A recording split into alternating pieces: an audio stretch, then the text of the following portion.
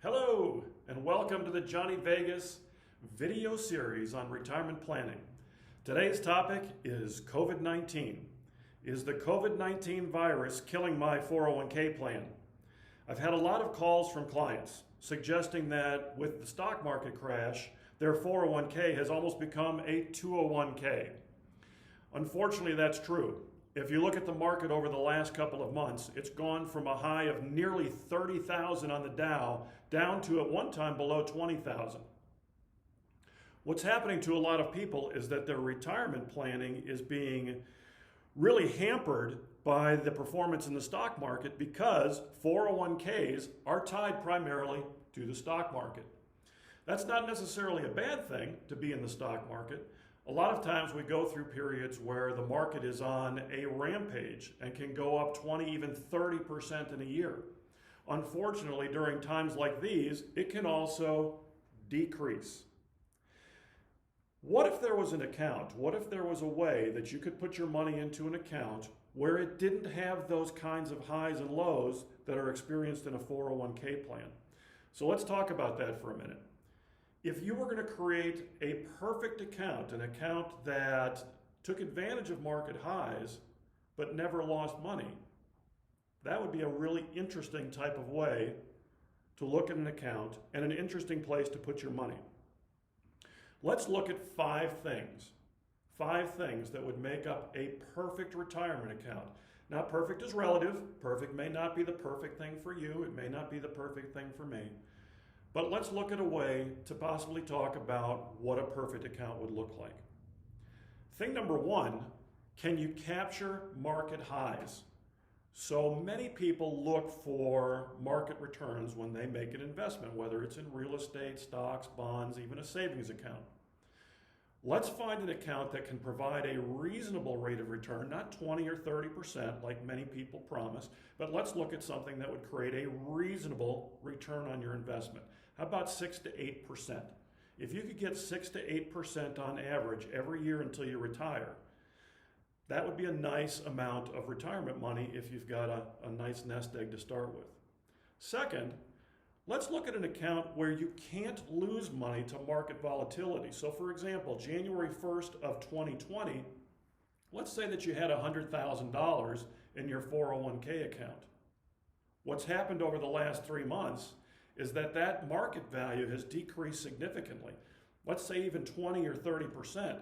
So now your 401k money that used to have $100,000 in it now has $80,000 or $70,000, or it may have even dropped to as low as $60,000, depending on where you have your money in your 401k plan. Those are typically mutual funds, and hopefully they've been managing your money well. So hey, if it's a 20% drop, you still lost $20,000 off of that 80. You've got $80,000 left out of that $100,000 you started with. What's interesting is if you look at a 20% gain, so it dropped 20%, if it goes up 20%, your $80,000, is it back to $100,000 again? No, you've only made $16,000 back. You've only got $96,000. So a 20% drop followed by a 20% rise, and you're still not back to where you started.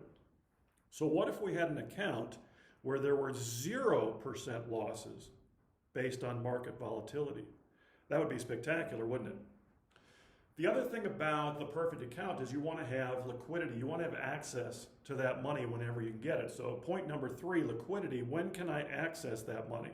If you're less than 59.5 in your 401k, generally speaking, you have to pay a penalty to access that money. There's also another point. When you get to reach a certain retirement age, now you have to take mandatory distributions.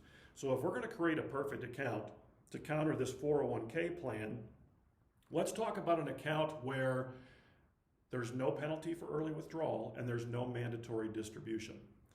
Now, another thing that 401ks do have that's fantastic, tax deferrals. If you put money into your 401k this year and you're less than 59, all of a sudden you can defer those taxes. So if you're making $100,000 a year, you put $20,000 into your 401k, you're only paying taxes on that $80,000. Now here's a key point though. When you defer your taxes, you're taking on a business partner. The business partner is the IRS. Why does the IRS want to be your business partner? when that money grows in your 401k, let's say it doubles or triples over the course of many years, instead of paying a certain amount of taxes on that money when you're working, now you've got to pay taxes on even more money when you retire and you need the money the most. Which is why if you can grow in a perfect account tax deferred and access that money tax free, wouldn't that be spectacular if you could access your money tax free, as opposed to your 401k, which is going to grow, hopefully, over a long number of years. At some point in time, you're going to want to withdraw that money, and now you've got to pay taxes on it. Again, when you need that money the most. The last thing I want to talk about, since that was number 4, grow your money tax deferred, and then maybe access that money tax free, that'd be great. Number 5, a lifetime of income. Many people are living into their 80s, 90s, even over 100 now. Let's say that you want to retire at 65, which has traditionally been a reasonable retirement age. You want to retire at 65, you've got, say, $1 million in your 401k. Sounds like a lot of money. Remember, that $1 million is going to be taxed, so that $1 million is really $750,000, $700,000. Big question is, do you think taxes are going to increase or taxes are going to decrease by the time that you want to retire? Chances are, regardless of who's in the White House, taxes are going to have to increase to make up these multi-trillion-dollar deficits that we have. So you may end up paying even more when you retire, when you go to access your retirement income. Not in the perfect account that we're creating, however, though, because those funds are going to be able to be accessed tax-free. Back to the 401k, if you've got $1 million and it's chopped down to $750,000 and you want to live on $50,000 a year, just doing some basic math, 750 divided by 50 is 15 years. Well, 65, that now takes you to 80, living on $50,000 a year. If that's enough for you, fantastic. If that's not enough for you, keep paying attention. Because what you can do is you can utilize the perfect account to try to come up with a way to generate a lifetime of income, and a lifetime of income where you're not paying taxes on it, that's going to come to you in a monthly check or an annual check. If you can have a lifetime of income as opposed to something that's 10, 12, 14, 15 years, doesn't that sound more appealing? Pay attention to the Johnny Vegas Retirement Planning Series. We talk a lot more about these topics and how you can utilize them. In this particular case, if you want more information, Johnny Vegas Retirement Planning at gmail.com. Once again, Johnny Vegas Retirement Planning at gmail.com. All you have to do is send me some information, send me your name, just let me know that you want to get more information. I'll be happy to email you back and we can have a longer conversation about it.